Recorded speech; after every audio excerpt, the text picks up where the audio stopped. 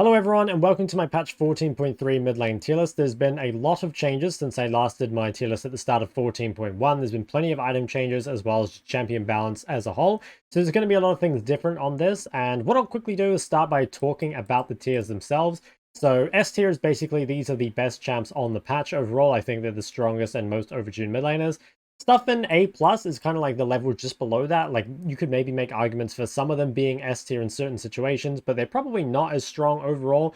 And some of these champs you might need to be more careful about picking. What I'll do is I'll kind of talk through champ by champ for these ones.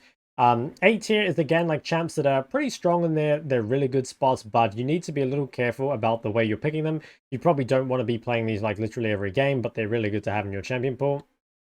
B tier, you can see there's a lot of champions in B tier here. B tier is kind of like your average mid lane champion.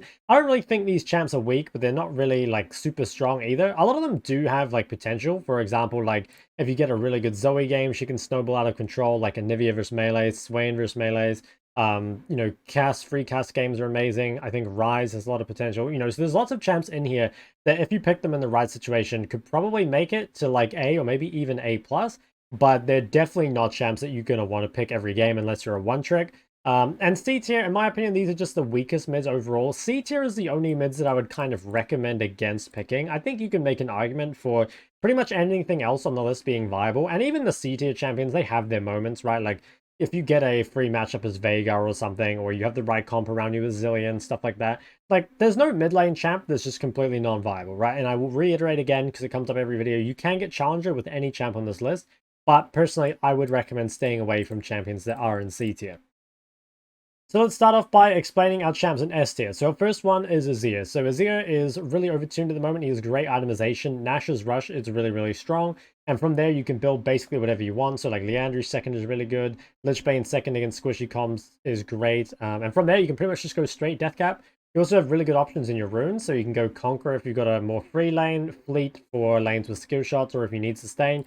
Basically, he's just a great blind pick. He works in pretty much every single situation. He doesn't really have that many bad matchups, and the ones that do tend to be kind of vulnerable at a different stage of the game. For example, you could pick Syndra into Azir, which is a good matchup, but at 6, you have to be quite careful with Azir's gank setup. Now, there are some stuff like Corki that does pretty well into Azir. Like, personally, I like playing Corki into Azir. So, it's not like he's literally unbeatable, but even that, I think if you're getting a somewhat skill matchup, or maybe even an Azir-favored lane, as a blind pick, I think that's a really, really good spot to be in. So can't say enough good things about Azir. Biggest downside really is that he's difficult to play, but if you can play Azir, he's extremely broken, even after that little health regen nerf that he got.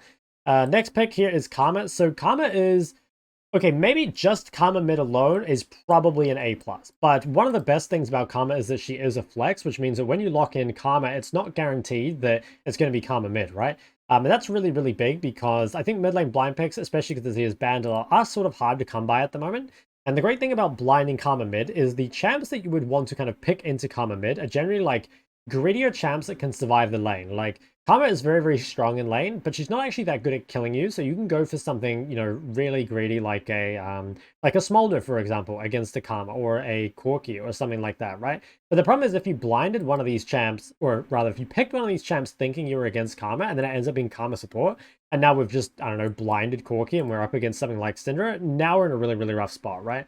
So I think Karma, for that flexibility, gains a lot of points. Also, she is just a strong mid laner, right? Like, I think the Malignance into Horizon combo is still very, very strong. Even after the nerf, she does a ton of damage, scales very well. It used to be that Karma kind of like, she was really good early game, but fell off later on, whereas now I don't think that's the case at all. You pretty much just like, you cast RQs for most of the early game, and as you get later in the game, you just start to cast RE instead, just for the big AoE shields, which is really, really nice. So yeah, not enough good things to say about Karma, really. I think the champ's great.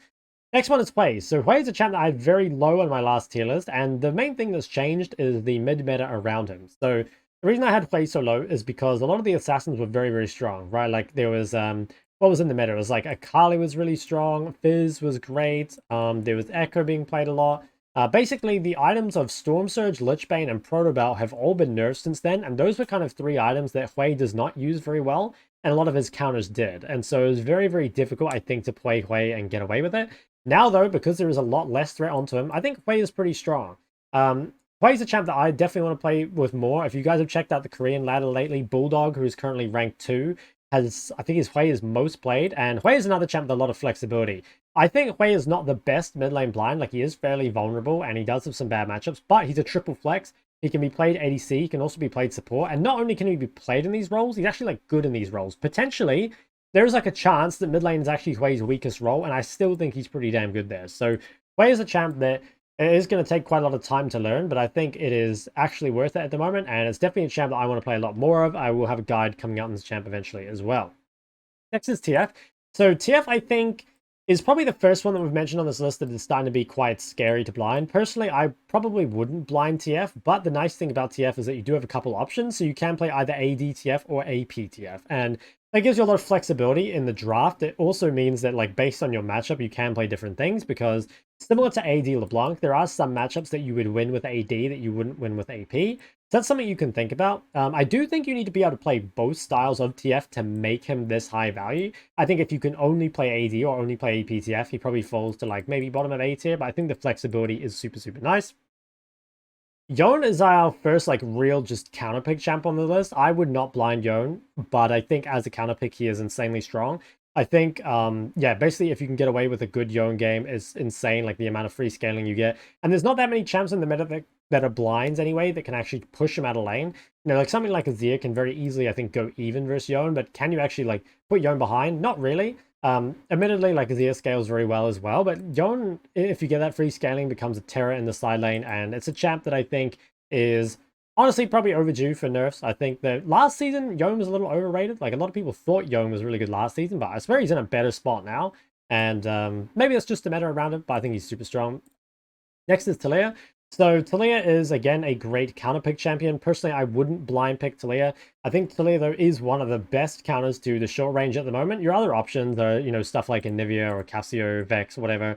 But I think Taliyah is the best of the bunch, and she does really well, I think, with current itemization. Like, she is a great Seraphs user. You can build Horizon, you can build Deathcap second. You know, there's lots of options you have there. So overall, yeah, pretty strong. Now, the next two I want to talk about are Ori and Syndra, because I would say Ori and Syndra are still very strong, but very, very different to how you should be using them last season. So before, Ori and Syndra was so strong that you could just basically blind pick them whenever. Personally, I would never blind pick Syndra pretty much at all now. Let me just talk about Syndra first. So I would never blind pick Syndra at the moment.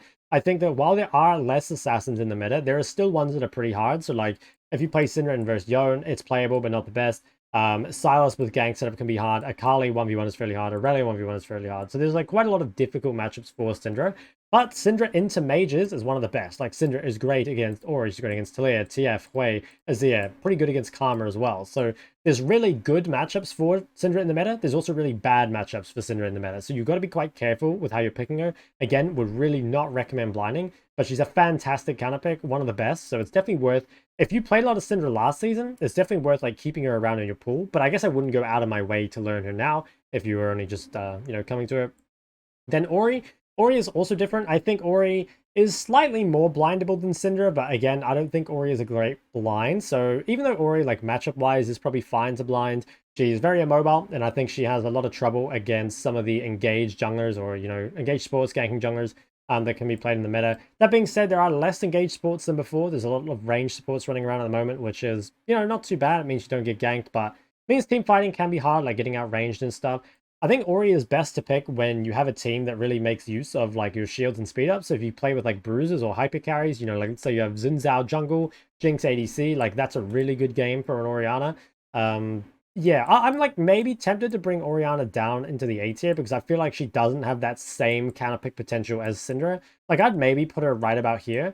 I think I would, it really depends what you value. Like, if you value just being able to pick a champ all the time, then I think, like, without question, Ori falls down. But I still think Ori is, like, one of the best champs. Like, she's still got a really strong laning phase. She is pretty good against other mages. She does well, like, with Comet build into Syndra. She can, like, or else, like, skill match versus Syndra with Comet. Pretty good into Taliyah, pretty good versus Hwei Azir. So it's still, like, worth playing, I guess. But I think it's very different from before, and I don't think it's the kind of champ that you just want to, yeah, first pick, blind pick. Next, moving on to our A-tier champions, our first one is Ahri. So Ahri is still a really, really good blind. I think her build with Malignance, Lichbane, Deathcap, or even Malignance, Deathcap, Lichbane, both work really, really well. She is pretty good against most things in the meta. That being said, I don't think she's a great counter pick. Like, I think there's pretty much always a better counter than Ahri, but if you're just not really sure what to pick, or if you're blind picking, or again, yeah, you don't really have like a good counter pick to what the enemy has shown, it's pretty rare that Ahri is ever going to be bad, and I think for me, that's like really valuable in solo queue because, especially if you have a relatively small champion pool, Ahri can cover a lot of different areas for you without needing to invest into learning a ton of different champs. So yeah, high value for Ahri for me. So Jayce is, in my opinion, both weaker and stronger than last season. So first off, the build for Jayce is a lot weaker than before. I think the build that Jayce had before with the OP Cyrildas was insane, and he was just, you know, for that reason, basically an S tier or pretty damn close to it mid laner. The thing that made Jayce a little scarier to pick, I guess, last split was Syndra and Ori were being blinded. So both Syndra and Ori are quite good against Jayce in lane. And because these champs were being blinded and people would be happy to counterpick into the Jayce, chances are, if you were picking Jayce, you were versing one of these two champs, which again, like you're actually bad against in lane. That being said, now, if you're picking Jayce, you might actually get an easier lane than you did before. Because, like, you know, if you're counterpicking, chances are you're not versus one of these. And if you're blinding, I mean, people have kind of just dropped these. Not completely, but are definitely playing it less. So the Jayce matchups are a lot easier, I think, to get away with now, but your build is not as good. So overall, I think he's still very strong, one of the premier AD mids, but probably overall slightly weaker than he was before. Tristana, I think, is actually stronger than last split. So Tristana also benefits from the mid matchups being changed. I think Tristana gets free matchups into some of the blind picks. Like, for example, Tristana into Karma, I think, is relatively free. Tristana into TF is very free. Tristana into Azir is like, yeah, it's not bad. Tristana Jayce is pretty good. So there's lots of like good matchups and lots of things you can counterpick into, which is really great. And I also think like as the one AD mid that's like somewhat blindable and has mobility, she still has like a lot of value, right? Like Yone, in my opinion, not blindable. Jayce is blindable, but his mobility isn't great. Whereas Trist is like, okay, this champ is blindable. The worst matchups would probably be something like Syndra, maybe Victor or Cassio, or you know, something like that. But those aren't too bad. Like you can make them work, and being able to have a dash, like let's say you haven't seen the enemy mid, but you've seen that they have a Jarvan, that could be a really good time to pick Tristana, because it means that you're going to have a way to get out of the ult, but also like you've still got a decent blind pick. Next, Sylas. So Sylas is like just kind of a complete counter pick. Like I don't think I'd ever blind Sylas at the moment, but I think if you've got a ganking jungle and they've got good ults, that's a good time to look for Sylas. It's kind of like similar to how you'd pick LeBlanc before, where like if you had like ganking jungle and support, and if they had like a fairly like weak lane, that was just a free LeBlanc game. It's like the same with Sylas right now. Like you scale really well, but just the problem is like getting a good matchup and making sure you can actually snowball in the first place. So be careful picking Sylas, but as always, I think Sylas in solo queue is a pretty strong champion. You just really got to be careful with how you're picking him. Next is Akali. I think Akali itemization has been nerfed a little bit. Like Lich Bane is not as good as it was before. Obviously, Protobelt was nerfed. The meta build last patch was just go Lich Bane into Shadow Flame, and I think that's probably still the build, although you might do it the other way around now. I still think it's probably like the premier AP assassin, and it's really good as well because it has mobility. It is a decent blind pick. There are some difficult meta matchups for you. You know, like APTF can be kind of hard. Karma can be hard. So it's not like you have like a free reign over everything, but it is, I think it's still nice to have in the pool, especially if people are blinding badly. Like, I don't think, again, Akali is like great against the current blinds, but if people like blind Syndra when they shouldn't, it's a good game. Or if people blind Yone when they shouldn't, again, like another good one. So there's definitely opportunities to pick it, and it's something I would, yeah, it's like nice to have in your pool. Is it required though? Not really. Now, next A tier champs.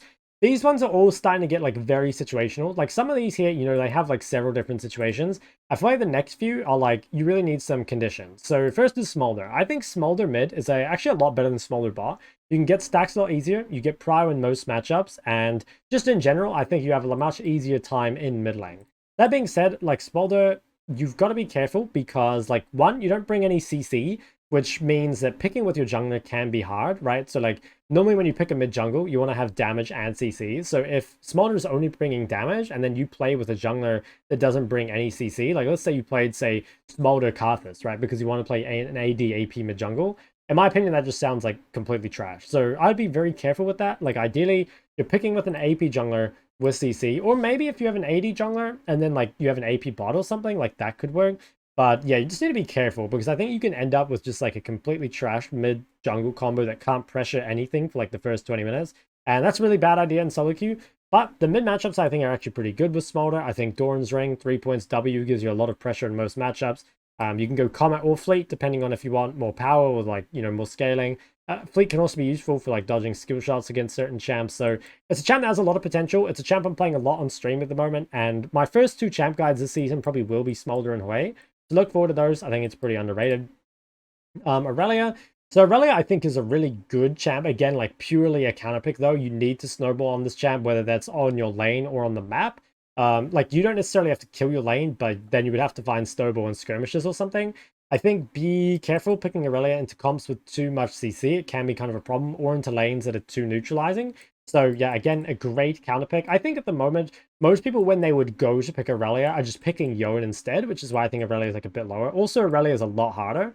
But I do think it has potential, and it's one of those champs that if you're really good at, you'll pretty much always find a way. Next one's kind of interesting, Sol. So Sol got some really big changes on 14.3. He had that first day on patch release where he was extremely broken, and then they nerfed him quite a bit to be, at least, I would have said weaker than before, but his win rate is like actually maintaining pretty high. So I guess the thing with Sol is that like you're kind of more reliant now on being able to like do damage with Q and stack like by hitting people with Q basically, and being able to like W forward and stuff. Whereas before, like, because you could get stacked so quickly, and more of your damage was like in your E and your R, or I guess just in your E because you're maxing that second. Basically, it wasn't as important to be able to go forward and like, you know, spam Q and W. You could DPS with E and R in some fights, and that would actually be okay, especially because old Leandries, you could get that earlier, whereas at the moment you kind of have to rush Rylai's a lot of the time. So TLDR with Sol is that you need to be more careful picking him. I think if you could pick it in a lane that doesn't have any CC, that's really good. Like, if you're playing as something like Syndra, there's always a way for her to cancel your Q. There's a way for her to knock you back when you kind of, you know, dive onto her. If you play it against something like Ori, for example, they don't have any CC for canceling you. So that could be like somewhat more playable. I think versus melee specifically, where you get to just stack your Q non-stop, especially ones that don't have the damage to really fight you. Like, I could see Sylas, like, even if Sylas chains onto you, I'm pretty sure you just win the trade from then on out. So stuff like that, I think, can be quite good. And also, you get quite tanky against, like, any sort of burst assassin, just because you build a lot of health in your build. So Sol in those situations, I think, is really good. Would I blind pick him? Personally, no. But I think it's another champ that has, like, a lot of potential and probably should be played a little bit more at the moment, but just be careful, I suppose. Corki. So I think Corki build is still really good. I think the build is pretty much still the same, where you go Eclipse, Man-Immune Malignance into Shojin. Even after the Malignance nerfs, pretty sure it's still the best. Corki has mobility, which is really, really nice. I think Corki also has some like pretty good matchups. Like, you can, if you're in a difficult AP matchup, you can just rush him more. Like, I think if you're playing Corki versus Akali, you can just rush him more. Corki versus Sylas, same thing. Even against some of the ranged APs, like if it's too hard, again, you just rush him more and you scale really well. Personally, I really like Corki at the moment because I like picking Corki into these champs. I think Corki into Azir is like pretty free. Corki into Karma can be hard, and you are giving up a lot of the early games. So like, I might prefer something else versus Karma, but it's an option. Definitely something you can go for. But again, like, is this like champ something that you're going to blind pick all the time? Probably not. I just think it's like a strong champ overall. And if you get a free matchup, it's absolutely insane. But you do want to be really careful. Like, if you end up picking it at, like, again, let's say this ends up being Karma support, and we're blinded Corki, and we've ended up versus, I don't know, like Irelia or something. It's kind of good luck in esports at that point, so be a little careful of that happening too. LeBlanc. So I think LeBlanc, like, you know, there's been a lot of changes. You know, I think you can still play both AD and AP. I think if you can get away with AP, it's probably better at the moment. But AP LeBlanc, for the last few years, has always kind of needed conditions. So AP LeBlanc is actually a decent blind pick because of like the dash, and because like you have the ability to threaten pretty much any lane just by having gank set up, right? Like, that makes the enemy mid have to play safe. That being said, it's better used as a counter pick when you have that ganking support and that ganking jungle. It really allows you to get that snowball off the ground to begin with. So overall, like, if I see my team has something like, I don't know, Xin Zhao Nautilus, I would be happy to blind pick LeBlanc. Would I pick LeBlanc into a good matchup if I had something like, I don't know, like what's like a Kayn jungle and maybe like a Karma support? I would be cautious. Like, if I thought I could snowball the lane really hard, I probably would. But that would be, yeah, I'd be a bit worried. And I'd probably go for something like Ahri instead, because Ahri is kind of a more self-sufficient LeBlanc, but she doesn't have as high highs. So that's like a trade-off there. I still think LeBlanc is pretty good. It's just, yeah, be a bit more careful, or a bit more calculated, I guess, when you're picking in the draft. Finally, Neeko. So I think Neeko potentially is just a B. I'm not really sure. Like, Neeko's still being played a little bit in high-low because she still has that really strong lane, and she still has really good teamfight presence, but Protobelt has been nerfed a lot. There was a Lichbane build on Neeko, which I think also isn't as good, where you just like rush Lichbane. Obviously that has been nerfed, so you're probably still going like Protobelt Shadowflame. Overall though, I feel like that itemization isn't great at the moment. And personally, I'm not like a huge fan of this champ. I think it's like, yeah, I don't know, maybe just not really my thing. I do recognize though it's pretty strong. I think really just the question is it B tier or is it at the very bottom of A? I'm not too sure. I think given how strong it is in lane, it still has potential. Like it can still be played into a lot of these champs up here and do really well. But personally, I look for other things. I probably should still be A tier though. So I guess from this point, I don't really want to talk about champs individually because there'd be too many. So I'll quickly just again gloss over B tier. Like most of these champs are good counter picks or like have certain situations, or they might even make use of good builds at the moment. Like for example, I think Roa Seraph is quite good, which makes Ryze, Anivia, Cassio like all pretty strong. I think Victor is a good Lichbane user.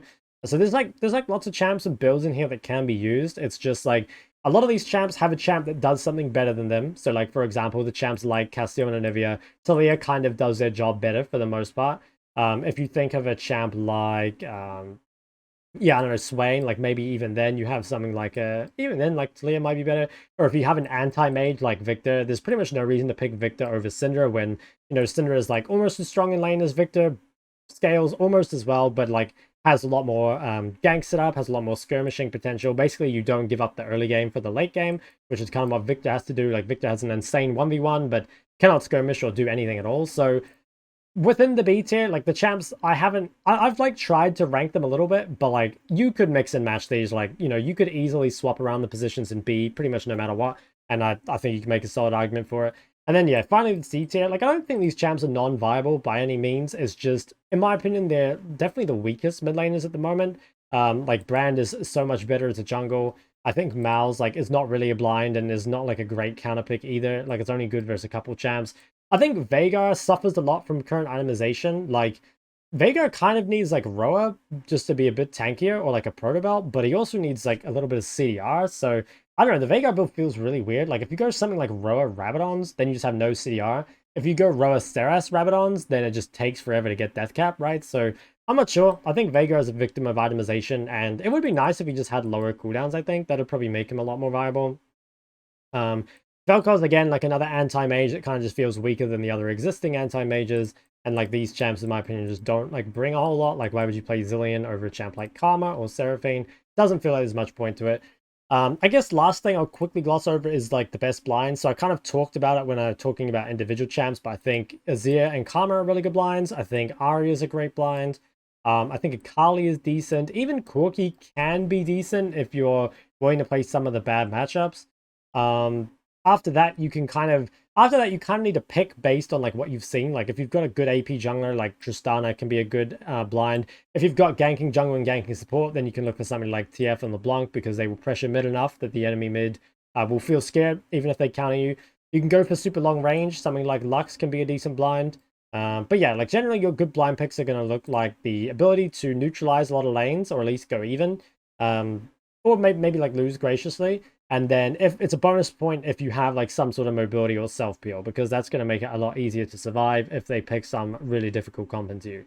So that's going to be it for this tier list. Hopefully you guys did enjoy it. It's been a while since I uploaded a video, but there will be more ones coming. So thank you guys all for waiting. If you have any questions about the tier list, please put them in the comment section below. Otherwise, come and ask them on my stream. I'll put a link in the description, twitch.tv/ShockLol. Come and check that out. Otherwise, guys, thank you so much for watching. I'll see you in the next one.